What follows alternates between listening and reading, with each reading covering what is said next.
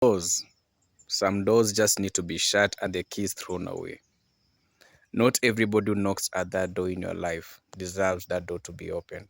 Some people remain to be better off on the other side of the door because you really don't know who you'll allow into your life. Some people will come with the most humble, all the right characters, but those are just parts of the deception. And that's why many people find themselves having toxic people getting into their life, whether they're family members, whether they're partners, whether they're friends. And you're thinking you're helping someone or you're getting to know someone, only to realize there's some things you can't change in people, no matter who they are or who they choose to be. Sometimes people will look at you as you progress or as you pick up the pieces in life. And then they decide, well, the first time you didn't go down, they find a way to maneuver and come back. Only this time they want to make sure you never rise. It's like when a snake bites you. It has the first bite. It looks like, this person didn't go down. Attacks the second one. As you are almost looking like you are feeling dizzy, it's like, didn't work. Then the final, and then you're down. You need to be able to pray and discern and know the times that you are living in. We really don't know the people around us as much as we'd love and hope to know. People have found ways and methods and strategies of coping, and some are quite toxic. And others have found the best way to infiltrate lives and be different personalities depending on the people, the places, and many other factors. And that's not your business and your time to want to figure out everyone. At a time like this in the world, with all the pressures of life, it's tough to try and figure out the needle in the haystack. So you handle what you can handle and say, this is crap, I will never accept. It doesn't matter who they are or what they claim they're bringing on the table, whoever they may be. How many times will you house a relative with good intent, only for you to start hearing rumors of things that are happening in your life, or rumors that are being created that, oh, you don't do this, or you do that, or you mistreat, and you're thinking, wait, hold up. This person has been eating, drinking A, B, C, D, E, F, G, H. And by the time you're trying to figure that out and then you're meeting other people say, oh, so that's how you treat people. So you're a pretender, but you're like, what are you talking about? And by the time you get to the root cause, you realize, oh, so is this person that was raising up? Okay, fine. You cut your ties. There are people you will raise up, you will take care of until they reach where, and you do all the best, you give all the best you can. And then when things are tough on you, they'll ask you, did I ask you to help me? Did I ask you to feed me? Did I ask you to raise me? Did I ask you? You're like, oh, okay, cool. Shut that door. Some doors need to be locked and the keys thrown away. Doesn't mean you're mean. Just means you are wise enough and discerning enough at that time to realize not everybody needs to be part of your life. You as much as you can. Some people just let them be Cain. After Cain killed his brother and is given his judgment by God, what's the first thing Cain does when he's told what will happen to him?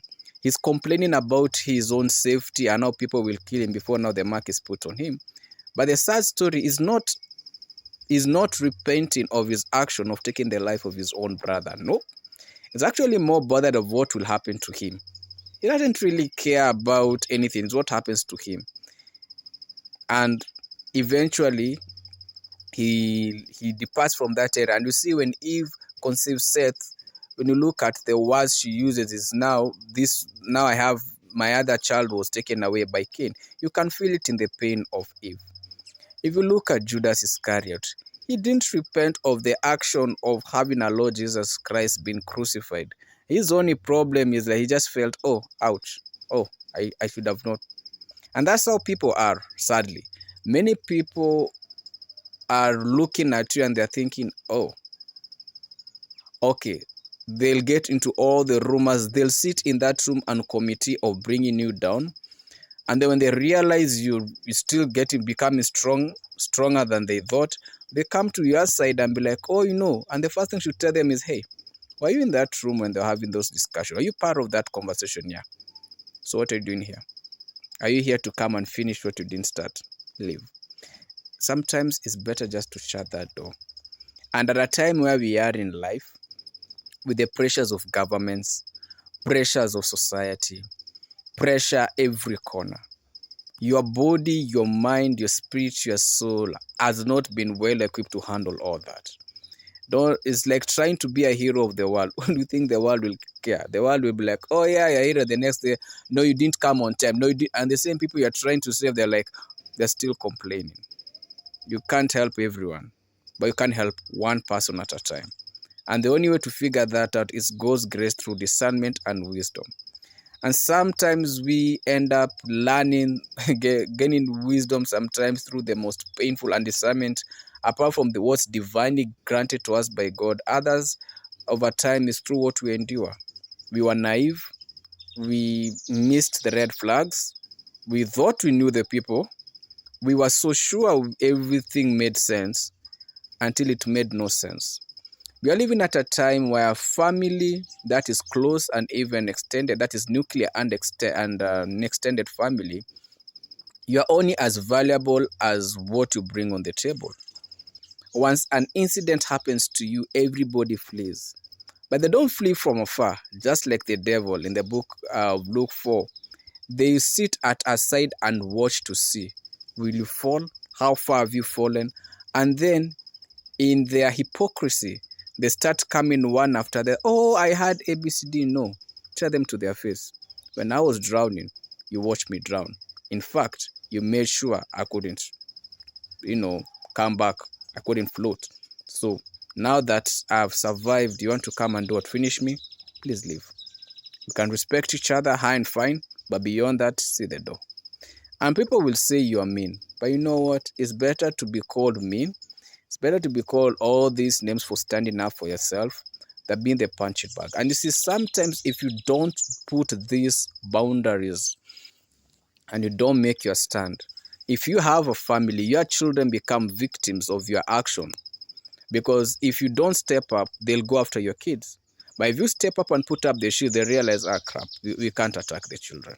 And if you don't even raise your kids to learn the environments and everything, they'll get caught up. You see, David had to tell Solomon all his enemies, so that Solomon will not be naive and allow the same people to run with him because they've taken him out. Your kids should know who are around you and what they've done. Then you trust them to make a good decision out of it. Because you might ask yourself, why would David tell Solomon everything? Think about it this way. If Solomon allowed Joab, Adonijah, and all these people around him, do you really think he could have run that kingdom? Not even slightly. It would be finished before even he started the first journey. So sometimes it's wise, for those close around to know everything, the story. Because the funny thing about history is when it's distorted. Once you can distort history, you can create any illusion. And you can build up a culture out of a distorted history. And by the time people figure the real story out, the damage is done. So some doors should remain closed, locked, and the keys thrown away. It doesn't mean you're mean. It means you know when too far is too far. You can help to the best that you can. You can be kind. Let that not change you. Kindness, let that remain. But niceness, nah. Just know you are pick. We always say pick your battles wisely. So pick your battles and ask yourself, if I'm getting involved in A, B, C, D, is it something that I really need? I really have to be involved in right now? There's something I can throw away and forget about it, because you have to know when to walk away. And at a time like this where the world has all this pressure, people need to be held accountable.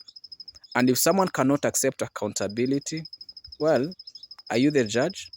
Are you the one who has been given all the legal parameters to, deal with a court proceeding? I don't think so. For your peace of mind, shut some doors, throw away the key, and move on. Let whoever wants to carry that burden, let them carry it. But it's not your business. Not your business to be a hero. It's not your business to open every door for everyone. You ain't a mall. You ain't any of those public resources or public buildings. Know you are worth enough to know this I will not take, Not now, not tomorrow, not ever. Because if you don't put the right foundations, if you don't do the right thing, they'll come and break you down. Gideon fought for his people. But what did they do to him? He's gone. His kids all executed except one who escaped narrowly. And that's the world for you. Doesn't matter how much you put in, how much you give out there. If you are not careful and cautious enough, they'll still do whatever they do. And sadly, in a time like this where narcissistic tendencies have become so approved of by society, because we have so much toxicity and people are saying, I will rather fight in this toxic relationship. Why are you fighting for your death? Because the thing is, two things are happening here. Yes, you could be a victim of toxicity, but you could also be an enabler of toxicity. And if you are an enabler, that means that you will allow another individual to suffer for you to get gain from it. So as much as you're going through that abuse, the fact that you're enabling another individual to be a victim as you are watching it, it just makes you an assistant deputy of the toxic person. You're just the deputy. You may not hold the power, but you're second in command in power. That makes you as evil as the first person. But when you put your stand and say enough is enough, crap is crap, no taking this nonsense, then you're on the right path. Many people are wounded right now. Many people are broken right now. Many people have lost their loved ones. They have lost properties. They have lost their sanity. They have lost every ray of hope. Why? Because one person got into their door. They were accused of something that was wrong. And by the time the truth came out, the damage is done. That's what people never seem to see, is the damage. The damage is normally so severe that trying to pick up those pieces becomes quite hard. And then trying to rebuild trust that has been broken becomes even worse. Because some people will say, I don't need to believe anything. I believe the first thing I heard and I move on. It's like when you look at a clip that's a 5-6 minutes clip, and then you believe you've watched the whole 1 hour video. No, you've watched a 5-minute clip. You don't have the context of the full clip. The full clip was 20 minutes long or 1 hour long. Just because you saw 6 minutes into it of 3 minutes of a short clip doesn't mean you have the full context, you see. And that's a sad thing where we are in life. Many people don't want to get the context of information. They will get the 2-3 minutes and stick to it. And because they don't have the context of everything, anything can go. And so many people are victims of opening the doors to the wrong people whom they trusted, whether they're family members, whether they were partners, whether they were friends, whether they were colleagues, and they ended up losing everything. People have lost their marriages, people have lost their relationships, people have lost. But people never get to hear that side of the story of the abused, because the abused is silenced and there's so much noise out there. And so the abused even does not even know where to pick up the pieces, doesn't know where to stand. And some reach their edge, some by God's grace pick up the piece, one piece by one piece. Others just give up completely and accept maybe abuse is just part of life. But no, abuse is not part of life. Abuse is not your life. Abuse is not something that you should accept and say, I was born to suffer, I was born to die, I was born to be abused. No. There's nothing good about being destroyed. There's nothing good about losing your freedom. There's nothing good about losing your place. There's nothing good about being kicked, being thrown, being abused, whether physically, mentally, emotionally, digitally. There's nothing good about it. It breaks you, it crushes you, and your body can't take it all. Don't think you are strong enough for every blow and every harsh word and every harsh critic. You can't. Your mind is small. Your body can't. Your heart is even smaller, a fist. So your blood, your whole system cannot handle the pressures. You know, sometimes you look at technology and social media and thinking, I'll handle it. No, you can't handle it. You can only handle what you can handle. It takes one little information to change your perspective of life. Just one. It could be a clip. a clip that's 2 minutes, 1 minute, 3 minutes, 5 minutes, and your whole perspective of life changes. How many times do you see a particular type of content that totally resonates with you and you can totally say, this person is speaking to me? It changes your whole perspective. Then you realize within a comment section, there are actually 100 and 1,000 other people relating to the same content. Then you realize, yikes, with this many? Yeah. People are many, pain, suffering. So some doors, let them be shut. Throw that key away and forget about everything.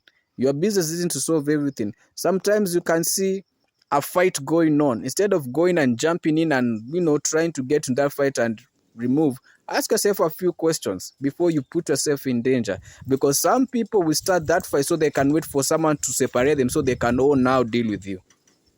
And then they go back together. How many times do we watch domestic abuse, we see these issues going on, and people are like, these people, you separate them, they come back together. And someone maybe does not have wind of that info. And so one time it gets so severe, they jump in, they get shot or stabbed. This person go, the person who's trying to be the good Samaritan is down or even gone. And the couple that were fighting, when it goes to court, the victim says, no, this other person who was coming is the one who escalated it. And then the person who escalated it is a good Samaritan, and they have lost, or even lost their life, and their families are left confused. They're like, hold up, are you not the one who was being helped? You have to be very careful. Societies become very scary. Someone will tell you, oh, take my car, you can have my car and go to it on a trip. Yet they know it has issues. And then the car brings issues, and then they tell you, but I give you this car, it was okay. But they knew the car had an issue. Or someone will tell you, oh, my child wants to come over to your place. No, say no with a big capital N, capital O. And if that child is coming, say you come and take care or look at your own child. Why? Because they'll say you defied that child. How are you going to? And then they train the child. Now it's so messed up right now in society. And they'll tell the child, say this person did ABCD. And later on, people come and realize, wait, hold up. All this was a lie, but the damage that has been done. Yeah. So if someone says, we are coming over my kid, oh, you take care of your child. Don't even dare leave your child here. Carry your child, go. Or my partner, we're having an issue, I want to come sleep over. Go to your friends, other people, not to your place. Because you may be housing someone who is calculating something. And maybe let's say they're pregnant, for example. And then they claim you're the one who gave them the kid. And they're thinking, just house to go because you're in danger. So some doors should mention, yeah, it might make us look mean. But the thing is, you're trying so much to believe that people have a good heart. They are genuine good people with a good heart. The problem is to get those ones. I needle in a haystack. Look at relationship nowadays. People talk so much. It's normally very interesting how you see many people point fingers at prostitutes, and I'm talking about the specific one who's actually at the street or in a specific area where everybody knows that's that red light street, okay? But we have these other interesting people in society who are living off other people to pay for them their needs or their wants or their luxuries, and they give their body in exchange. How are you different from the one or the red light?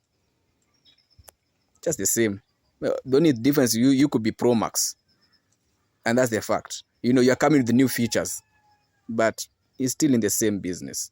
It's just different logistics, different environments. So as they are, selling, you also sell it. So you just different clients, different market, different niche, same industry. Facts. Can call it whatever you want to call it, but those are the facts. So we need to be very keen and careful. It's good to want to help. That's good. Know your limits. It's good to want to advise. That's good. Know your limits. It's good to want to share. That's good. Know your limits. Everything, know your limits. It's good you want to open that door for that person and help them. Know your limits. Right now, people are looking for people whom they can be able to waste their life on. Someone will go and have multiple partners and get the consequences of the results that come after opening their legs or sleeping around with as many women as they think. And then now they look for a nice partner, a lady who's very naive or a gentleman who's very naive, so that now they can come and settle. And then they tell you, don't need to know about my history. Really? You know what you've been doing. Those soul ties will start messing up this person. And now instead of them enjoying their marriage, maybe 20 years later is when they'll enjoy their marriage after fighting God knows how many soul ties. And that's the painful thing. So be authentic, be real, but don't tolerate. Not every door needs to be opened. Shut those doors and move on. And throw away the key in the process. Not every key needs to be found. Some just need to be forgotten. Doesn't mean you're mean. Just mean you're smart enough and you're wise enough and you've discerned enough to know some doors just need to be shut. Do not try and think you're smart. Know your place, know your limits, know when to walk away, and know when to run. May God help us all, and may we discern the times we are living in.